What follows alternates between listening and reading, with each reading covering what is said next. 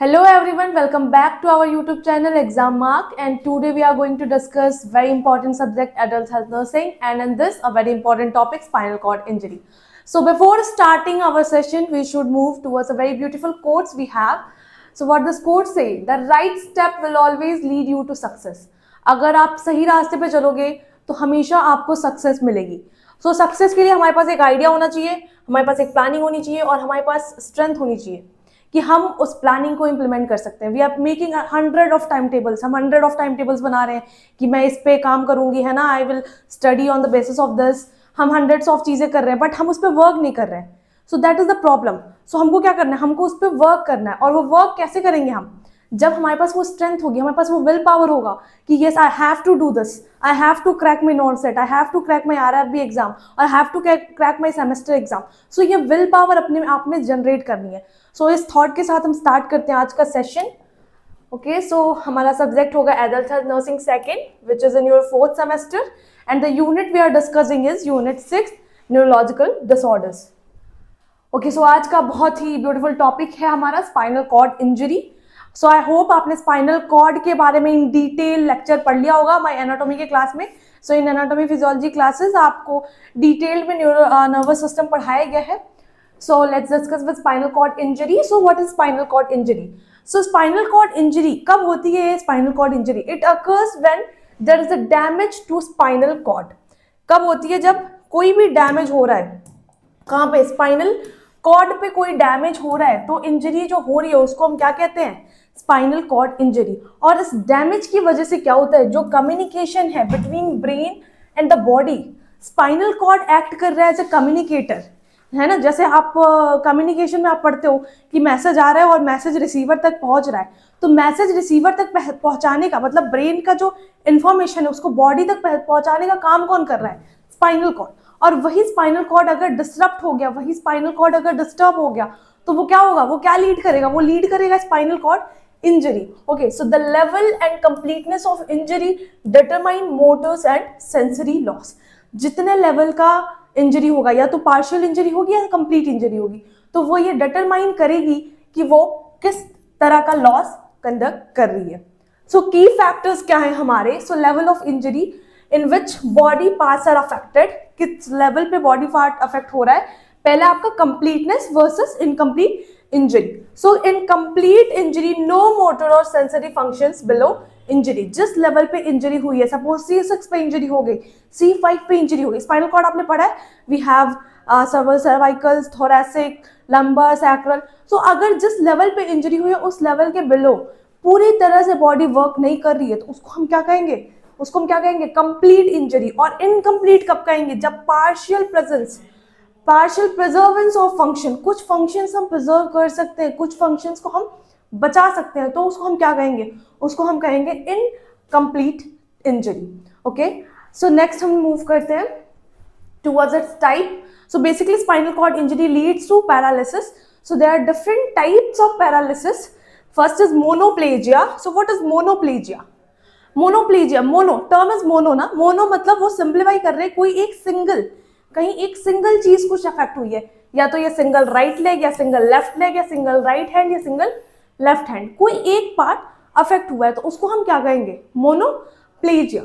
What is second one?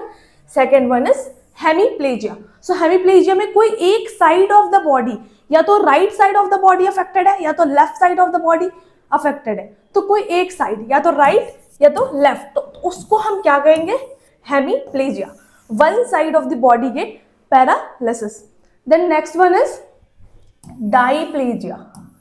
So diplegia में क्या हो रहा है, डाईप्लेजिया में कोई एक पार्ट, है ना, अपर एक्सट्रीमिटीज अफेक्टेड हुई है. बोथ हमारे जो हैंड्स है, बोथ हैंड्स हमारे अफेक्टेड हुए, तो उसको हम क्या कहेंगे, diplegia. Then next one is paraplegia. Paraplegia में लोअर एक्सट्रीमिटीज अफेक्टेड होगी. And next one is quadriplegia. So quadri word क्या है, क्वाड्री, क्वाड्रेटल पढ़ा है ना, quadrilateral, pentavalent, trivalent. So quad words आ रहे हैं, मतलब कुछ चार पार्ट अफेक्टेड है.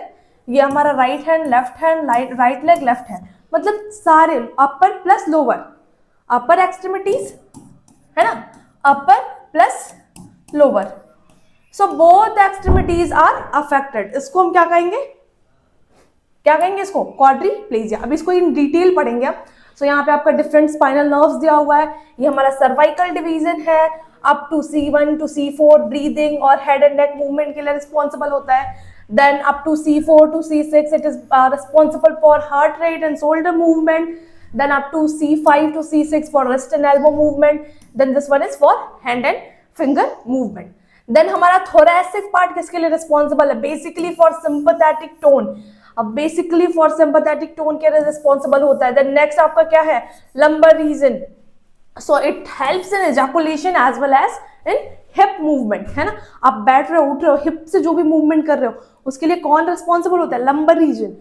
L3 is basically for knee extension, knee का एक्सटेंशन आप कर रहे हो, है ना, नी को फोल्ड कर रहे हो फिर एक्सटेंड कर रहे हो, नी एक्सटेंशन के लिए कौन रिस्पॉन्सिबल है, L3।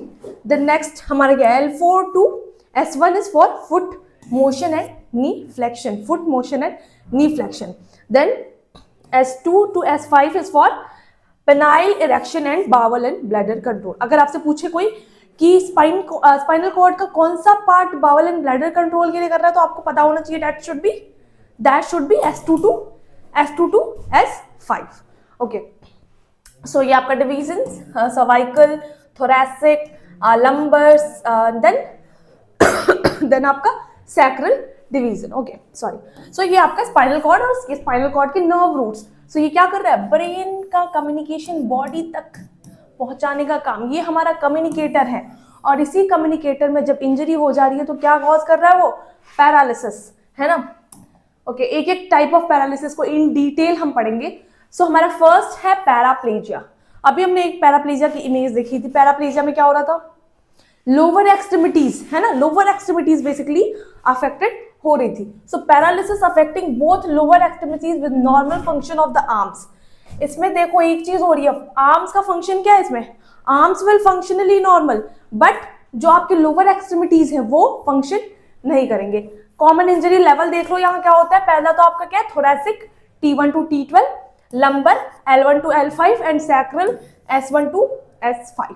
ऐसे पेशेंट में जिनको पैराप्लेजिया हुआ है, आप कौन से क्लिनिकल फीचर्स देखोगे, क्या क्लिनिकल फीचर्स सिग्निफाइज करेंगे कि पेशेंट को पैराप्लेजिया है।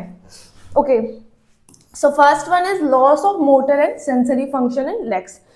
पैर का जो मोटर और सेंसरी फंक्शन है उसमें क्या हो जाएगा, लॉस हो जाएगा। मोटर फंक्शन क्या है, मैं ऐसे वॉक करके इधर आ रही हूँ, है ना, right side of this board and then left side of this board, so मैं मूव कर ले रही हूँ, है ना। लेकिन हमारा जो पेशेंट होगा पैराप्लेजिया का, वो उसको पैरालिसिस है भाई, उसको पैराप्लेजिया है ना, तो वो मूवमेंट नहीं कर पाएगा, वो ये मोटर और सेंसरी मूवमेंट अपने लेग्स में नहीं कर पाएगा। Possible bowel and bladder dysfunction, it may be possible कि बावल और ब्लैडर डिसफंक्शन भी हो सकता है, क्योंकि यहाँ पे सैक्रल इन्वॉल्वमेंट भी है ना। S1 to S5 अभी पढ़ा, S2 to S5 is responsible for bowel and bladder control. Then there is possibly trunk control varies by level, जो ट्रंक का कंट्रोल है वो वेरीज करेगा बाय लेवल। नर्सिंग कंसिडरेशन, हमको क्या ध्यान देना है as nurses, what is our role. So pressure injury को हमको प्रिवेंट करना है। बावल एंड ब्लैडर मैनेजमेंट, अगर कोई ऐसा पेशेंट है तो हमको बावल एंड ब्लैडर मैनेजमेंट पे ध्यान देना है। मोबिलिटी असिस्टेंट, हमको क्या करना है, पेशेंट को मोबिलिटी असिस्टेंट, पेशेंट खुद से वॉक नहीं कर पा रहा है, उसको पैराप्लेजिया है ना, उसके लेग्स क्या है, अभी लेग्स उसके वर्किंग नहीं है, इन फंक्शन नहीं है, सो आप उसको क्या करोगे, मोबिलिटी असिस्टेंस दोगे। Plus skin integrity and circulation monitoring भी आप करोगे कि सर्कुलेशन हो रहा है या नहीं, क्योंकि पेशेंट को तो वहां पे नर्व्स जो है सिग्नल्स दे ही नहीं रहे हैं लेग को, तो वहाँ सर्कुलेशन हो रहा है नहीं हो रहा है, इस्कीमिया डेवलप हो रहा है, पेशेंट को कुछ नहीं पता चलेगा। So as nurses this is our responsibility to check the circulation as well as the skin integrity. Okay, so next is hemiplegia. So what is hemiplegia? We have discussed body के किसी एक side, either right or either left, किसी एक side अगर paralysis हो गया तो उसको हम क्या कहेंगे, hemiplegia. So paralysis of one side of the body, है ना, या तो राइट साइड का आर्म्स और लेग दोनों पैरालाइज होगा, या तो लेफ्ट साइड का आर्म्स और लेग दोनों पैरालिसिस होगा। ये जो हमारा पेशेंट है मिस्टर राम, ये इसके हाथ बना लेते हैं, ओके, ये इसके पैर बना लेते हैं। सो ये इसका राइट साइड हो गया, ये इसका लेफ्ट साइड हो गया, है ना। तो या तो इसका ये पूरा राइट साइड पैरालाइज होगा, या तो पूरा लेफ्ट साइड पैरालाइज होगा, तो इसको हम क्या बोलेंगे, क्या डिनोट करेंगे इस टर्म को, हेमीप्लेजिया। कॉमन कॉज क्या है, कहाँ हो रही है इंजरी, ये usually because of brain injury होता है, specially stroke. I have already taken a detail lecture on stroke. Stroke क्या है, कैसे होता है, उस पर एक डिटेल लेक्चर है, go and check. So basically because of stroke ये हो रहा है, and less commonly spinal cord injury, less commonly ये स्पाइनल कॉर्ड इंजरी की वजह से होता है, बेसिकली ये स्ट्रोक की वजह से ही होता है। क्लिनिकल फीचर्स हम क्या देखेंगे ऐसे पेशेंट्स में, ओके सो ऐसे पेशेंट्स में हमको वन साइडेड वीकनेस और पैरालिसिस देखने को सॉरी वन साइडेड वीकनेस और पैरालिसिस देखने को मिलेगी, एक साइड बॉडी का पूरा वीक होगा या पैरालाइज होगा। देन पॉसिबल स्पीच और विजुअल डेफिसिट, हो सकता है कि स्पीच या फिर विजुअल डेफिसिट भी देखने को मिले, पेशेंट बोल भी नहीं पाएगा, है ना। Then sensory loss on affected side, जो अफेक्टेड साइड होगा उस साइड उसको क्या है, सेंसरी लॉस प्रेजेंट मिलेगा। नर्सिंग कंसिडरेशन क्या है, as nurses what is our role and responsibilities, what we have to do.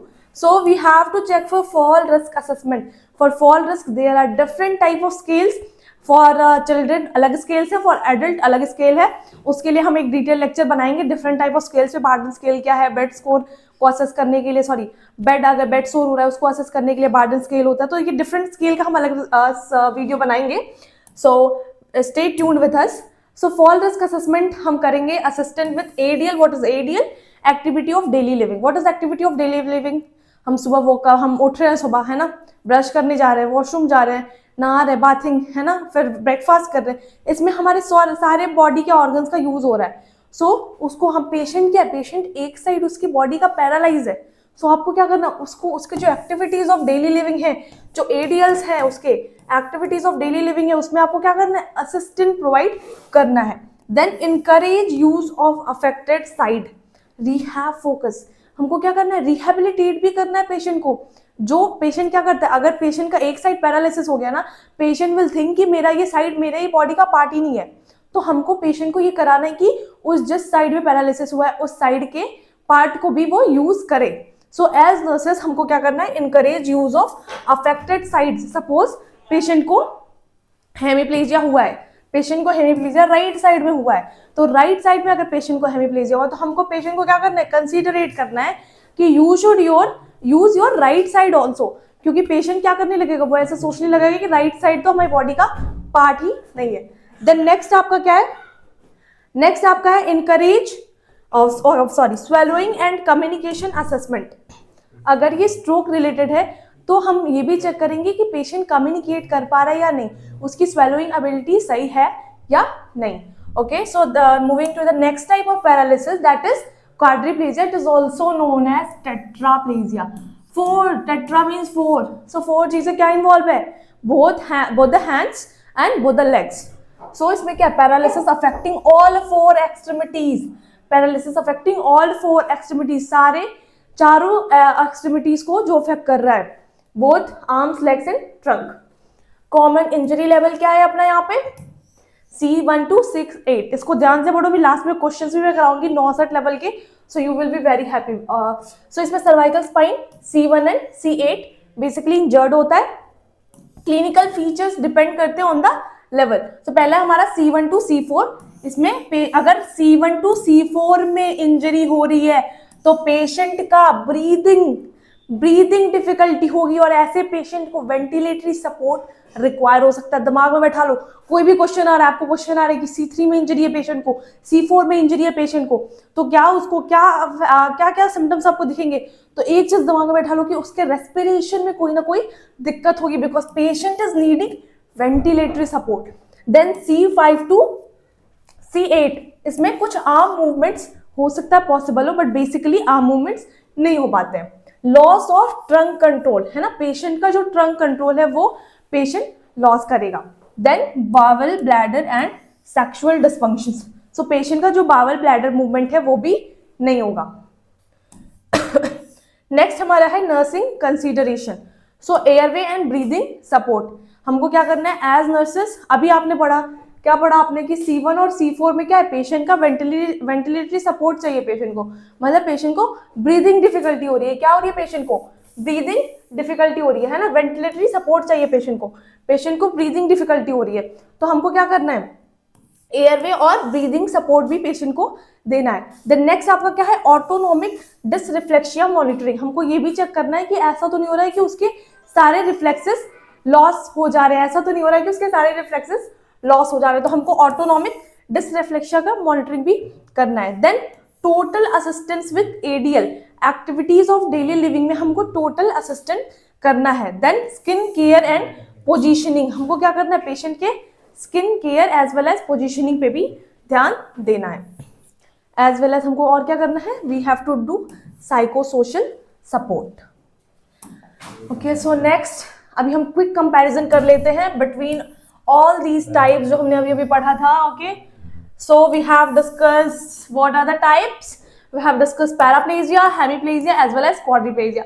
Paraplegia वो था जिसमें लोअर एक्सट्रीमिटीज इन्वॉल्व थी, हेमीप्लेजिया में one side of the body and quadriplegia में ऑल फोर, है ना। सो अभी देखो इसमें होता क्या है, पैराप्लेजिया जो टर्म है इसमें क्या होता है, बोथ लेग्स बेसिकली अफेक्टेड होते हैं, हेमीप्लेजिया में one side of the body, quadriplegia में arms, legs and trunk. Typical cause क्या होगा बोथ लेग्स को अफेक्ट करने का, थोरैसिक या फिर lumbar spinal cord injury, stroke या फिर ब्रेन इंजरी, और या फिर cervical spinal cord injury. So ये सारे कॉजेस होते हैं, ये आप टेबल का स्क्रीनशॉट ले लो, this will help you. Okay, so in short अगर आपको नहीं याद हो रहा पूरा उतना बड़ा लंबा सा, तो आप ये टेबल याद कर लो कि पैराप्लेजिया में बहुत लेग अफेक्ट हो रही है, मेन कॉज कहाँ पे, थोरैसिक या फिर लंबर। हेमीप्लेजिया में one side of the body affect हो रहा है, मेन कॉज क्या है आपका, स्ट्रोक या फिर ब्रेन इंजरी। और क्वाड्रिप्लेजिया में आर्म्स और लेग्स अफेक्ट हो रहे हैं, मेन कॉज क्या है, cervical spinal cord injury. Okay, question आ गया।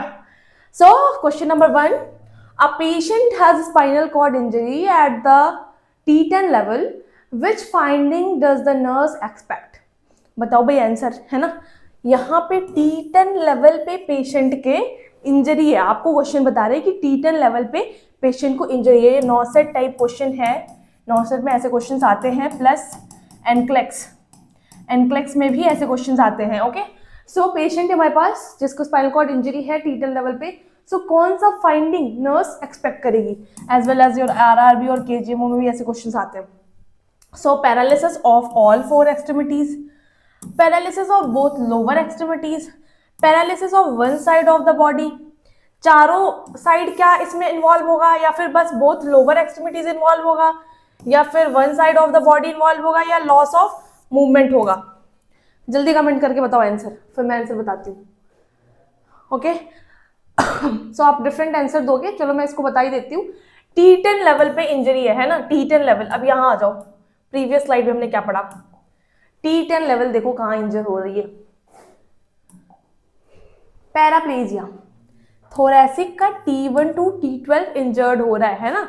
इसमें क्या हो रहा है, थोरैसिक का, ये क्लियर कर देती हूँ मैं, थोरैसिक का T1 to T12 इंजर्ड हो रहा है, मतलब इसके अंदर T10 भी तो आएगा ना, ऑब्वियस ही बात है। मतलब यहाँ पे इंजरी कहाँ हो रही है, बोथ लोअर एक्सट्रीमिटीज को, कहाँ हो रही है, बोथ लोअर एक्सट्रीमिटीज को। तो अभी बताओ आंसर क्या होगा। मूविंग टू द स्लाइड, कहाँ गई वो स्लाइड, अभी बताओ इसका आंसर क्या होगा, क्या लगता है आपको क्या होगा इसका आंसर, क्या होगा, paralysis of all 4 extremities, both lower extremities, या वन साइड। ऑब्वियस ही बात है इसका आंसर क्या होगा, paralysis of both lower extremities, paralysis of both lower extremities, this will be correct answer, है ना। सो एक पेशेंट अगर आपके पास स्पाइनल कॉर्ड इंजरी के आ रहा है T10 लेवल पे अगर बोलेगा तो both lower extremities. Then next question एक और है हमारे पास, wow, question number 2। So a nurse is caring for a patient with quadriplegia, nurse care कर रही है एक पेशेंट को, याद करो quadriplegia is something which have tetraplegia. So due to a C4 injury, आ गया यहाँ पे C4 इंजरी, है ना, ड्यू टू C4 इंजरी, याद है C4, C1 to C3 quadriplegia में हो रहा था, वेंटिलेटरी सपोर्ट रिक्वायर कर रहे थे, अभी पढ़ा हमने। So which assessment finding is the highest priority, C4 पे इंजरी है, क्या हाईएस्ट प्रायोरिटी है एज नर्सिंग ऑफिसर आपको बताना है। बावेल साउंड डिक्रीज हो जाएगा, या फिर इम्पेयर्ड हैंड ग्रास्प होगा, हैंड ग्रास्प मूवमेंट इम्पेयर्ड होंगे, सैलो रेस्पिरेशन होगा या फिर इनएबिलिटी टू एम्बुलेट, पेशेंट अपने आप को एम्बुलेट नहीं कर पाएगा। C4 अभी हमने पढ़ा इन आवर प्रीवियस स्लाइड कि C4 अगर C1 से C4 तक इंजरी हो रही है तो पेशेंट को वेंटिलेटरी सपोर्ट चाहिए, यानी कि इसमें क्या इंपेयर्ड होगा, सैलो रेस्पिरेशन मिलेगा। ऐसे पेशेंट में क्या मिलेगा, shallow respiration. So question answer number C will be our right answer. Okay, so अभी तक आपने स्पाइनल कॉर्ड इंजरी को इन डिटेल पढ़ लिया। अब नेक्स्ट टॉपिक हम स्टार्ट करेंगे। आज के लेक्चर का नेक्स्ट टॉपिक है spinal cord compression. So what is spinal cord compression, क्या होता है? ओके, आपको एक इमेज दिख रहा है, यहाँ पे एक ट्यूमर प्रेजेंट है, स्पाइनल कॉर्ड का इमेज है ये, और इस ट्यूमर की वजह से स्पाइनल कॉर्ड कंप्रेशन हो गया है हमारे वर्टेब्रा में। ओके, सो इन डिटेल हम पढ़ते हैं कि स्पाइनल कॉर्ड कंप्रेशन होता क्या है। Okay, definition: spinal cord compression occurs when pressure is placed on the spinal cord, interfering with nerve transmission. जो nerve root responsible थे, यहाँ से बहुत सारी nerve root responsible है ट्रांसमिशन ऑफ इंफॉर्मेशन के लिए, लेकिन ये जो एक प्रेशर इस पर लग जा रहा है उसकी वजह से जो नर्व रूट को ट्रांसमिशन करना था इंफॉर्मेशन, वो ट्रांसमिशन वो नहीं कर पा रहे हैं, और इसी कंडीशन को हम क्या कह रहे हैं, spinal cord compression. What we are saying, spinal cord compression, है ना? So spinal cord interfering with nerve, it is a medical emergency. क्या है ये मेडिकल इमरजेंसी?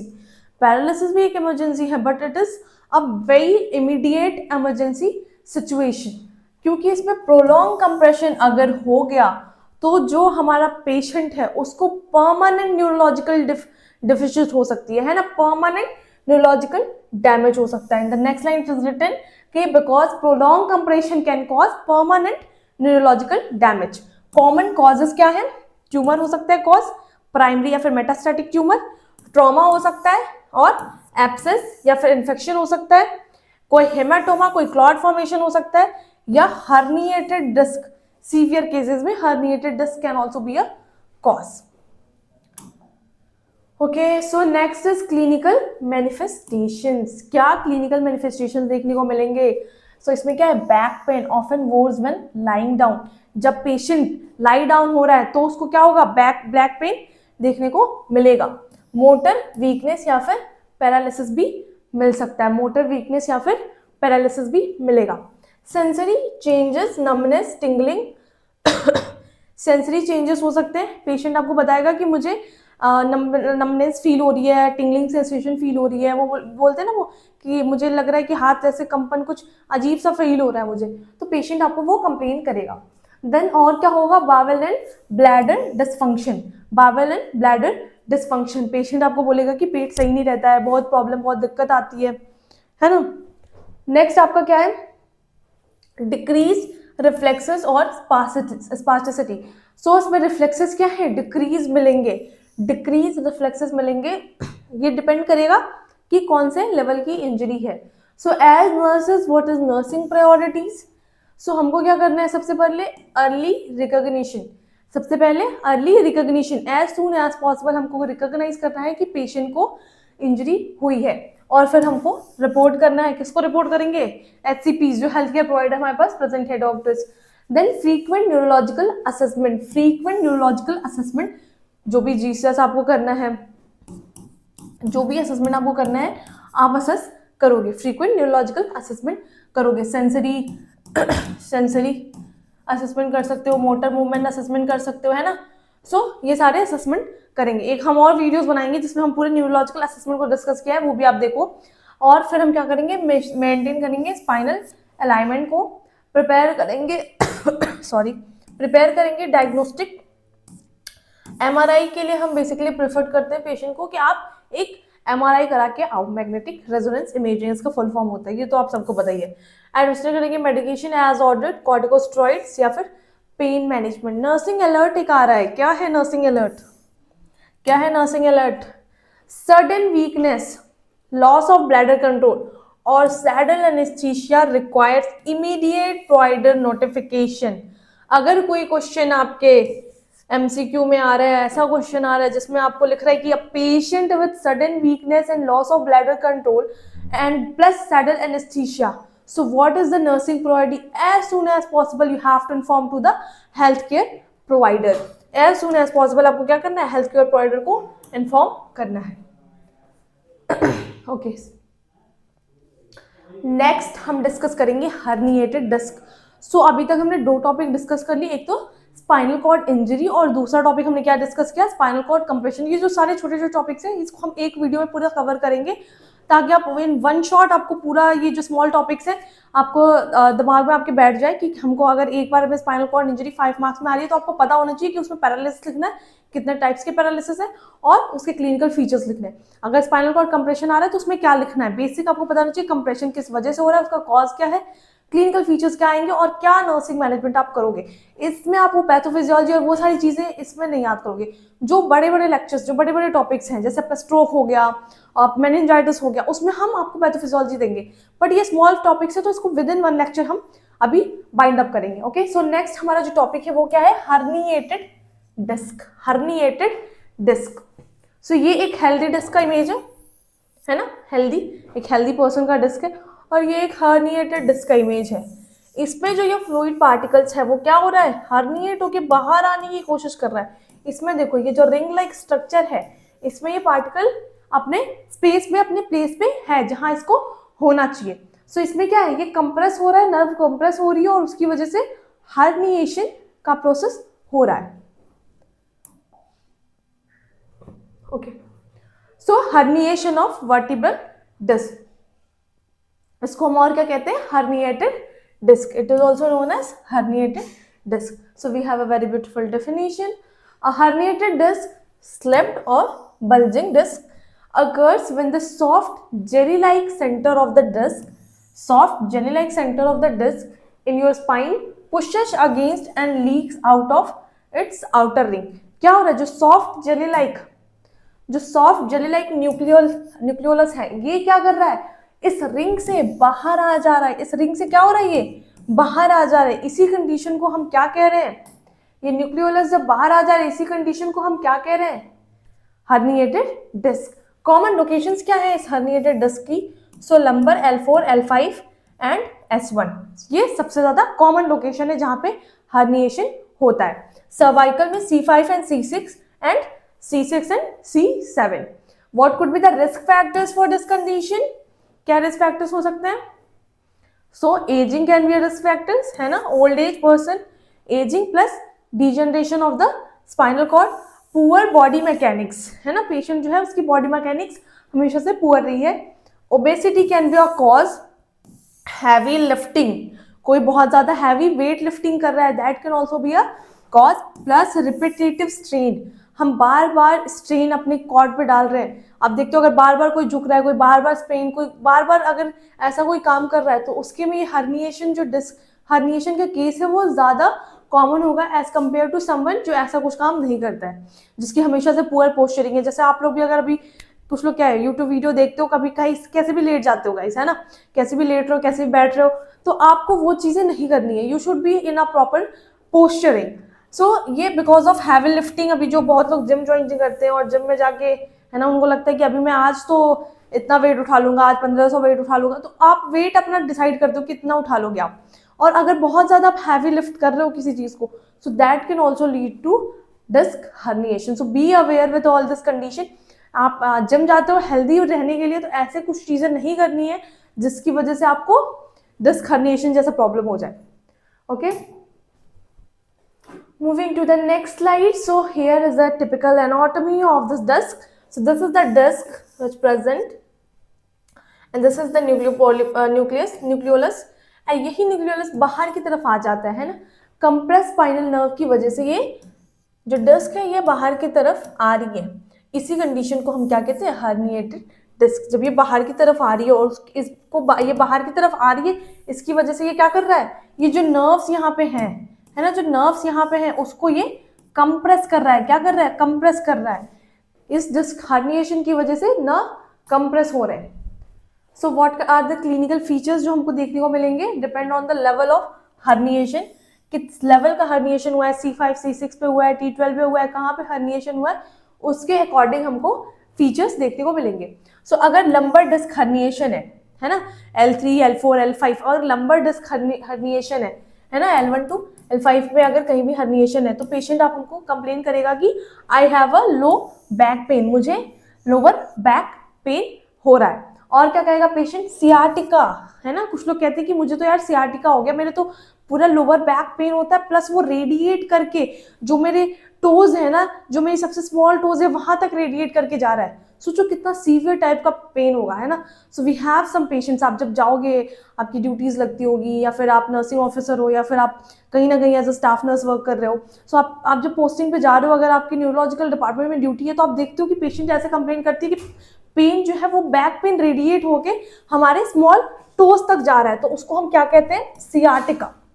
देन नेक्स्ट क्या है आपका, नेक्स्ट है आपका वीकनेस और नंबनेस इन द लेग्स। और क्या होगा, वीकनेस और नंबनेस होगा in legs sorry, plus decrease reflexes, जो पेशेंट का रिफ्लेक्स है वो क्या होगा, डिक्रीज रिफ्लेक्स हमको देखने को मिलेगा, प्लस सर्वाइकल डिस्क हर्निएशन। अभी तो ये लंबर डिस्क हर्निएशन का क्लिनिकल फीचर हो गया। अगर पेशेंट में सर्वाइकल डिस्क हर्निएशन है C1 to C7, अगर सर्वाइकल डिस्क हर्निएशन है तो पेशेंट नेक पेन का कंप्लेन करेगा, आर्म पेन कंप्लेन करेगा, plus weakness in upper extremities, plus limited range of motion. जो ROM एक्सरसाइजेस वो कर रहा है, बहुत लिमिटेड ROM एक्सरसाइजेस पेशेंट करेगा। Then next is nursing management. As nurses, what we have to do? We have to do pain management, क्योंकि ऐसे जितने भी herniated disc के पेशेंट आते हैं उनमें पेन बहुत सीवियर होता है। So as nurses pain management should be our priority. हमको क्या करना है, पेशेंट को पेन मैनेज, आप चाहे उसको कोई थेरेपी दो या फिर मेडिकेशन दो, एनाल्जेसिक दो, कैसे भी आपको पेन मैनेजमेंट करना है। सो NSAID आप दे सकते हो, you can give muscle relaxant. Then encourage proper body mechanics, है ना, हमको पेशेंट को प्रॉपर बॉडी मैकेनिक्स सिखाना है कि आप कैसे बैठो, कैसे उठो, ये सारी चीज़ें हमको पेशेंट को टीच करना है। अगर आप ये चीज़ें पेशेंट को नहीं सिखाओगे, है ना, अगर ये चीज़ें आप पेशेंट को नहीं सिखाओगे तो उसको नहीं समझ में आएगा कि क्या उसको करना है ना। सो हमको प्रॉपर बॉडी मैकेनिक्स पेशेंट को बताना है। Then activity modification, what we have to do, activity modification हम पेशेंट को बताएंगे कि उसको क्या करना है, अवॉइड करना है। अगर कोई पेशेंट बहुत ज़्यादा स्ट्रेनिंग कर रहा है, वेट लिफ्टिंग कर रहा है, तो वो क्या करना है, उसको अवॉइड करना है, avoid heavy lifting.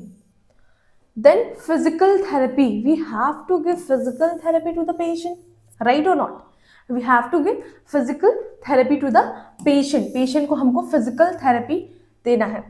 Then patient education on posture and ergonomics, हमको पेशेंट को एजुकेट करना है रिगार्डिंग पोस्चर में। हमने पहले डिस्कस किया कि हमको पेशेंट को बॉडी मैकेनिक्स के बारे में बताना है कि आपको प्रॉपर पोस्चरिंग रखनी है, आपको ज़्यादा हैवी लिफ्टिंग नहीं करनी। हो सकता है हैवी लिफ्टिंग की वजह से डिस्क हर्निएट हो गया, तो अगर आप जिम जा रहे हो तो ज़्यादा वेट मत उठाओ, है ना। एज अ नर्स आपको ये सारी चीज़ें पेशेंट को एजुकेट करनी है। प्लस हमको पेशेंट को for the sign of spinal cord compression we have to monitor our patient, कि ऐसा तो नहीं हो रहा है कि पेशेंट में स्पाइनल कॉर्ड कंप्रेशन ज़्यादा हो रहा है, तो इस साइन के लिए हम पेशेंट को मॉनिटर करेंगे। So up to this we have discuss 3 disease conditions. इस वीडियो में हमने 3 डिसीज कंडीशंस डिस्कस कर ली। पहली कौन सी डिसीज कंडीशन हमने डिस्कस की, पहले हमने डिस्कस किया spinal cord injury. Spinal cord injury में डिफरेंट टाइप्स ऑफ पैरालिसिस हमने डिस्कस कर लिया। फिर नेक्स्ट हमने डिस्कस किया स्पाइनल कॉर्ड कंप्रेशन, और फिर हमने नेक्स्ट डिस्कस कर लिया हर्निएटेड डिस्क। सो ये तीनों बहुत स्मॉल डिसीज कंडीशंस है। विद इन 5 मार्क्स और MCQs में आ सकता है क्वेश्चन कि C4 पे इंजरी है तो क्या करोगे, C4 पे इंजरी है तो कौन से टाइप का पैरालिसिस हो रहा है, तो इस टाइप के क्वेश्चंस आ सकते हैं। तो go through these types of questions, उसके लिए भी हमारा जो एग्जाम मार्क का ऐप है वहाँ पे आपको डिफरेंट टाइप ऑफ टेस्ट मिल जाएंगे। So go through that for your semester exams as well as for your NORCET और RRB और KGMU, जो भी आपके कॉम्पिटेटिव नर्सिंग वर्ल्ड के जो भी कॉम्पिटेटिव एग्जाम्स है सबके लिए। So thank you so much, हम मिलते हैं नेक्स्ट वीडियो में।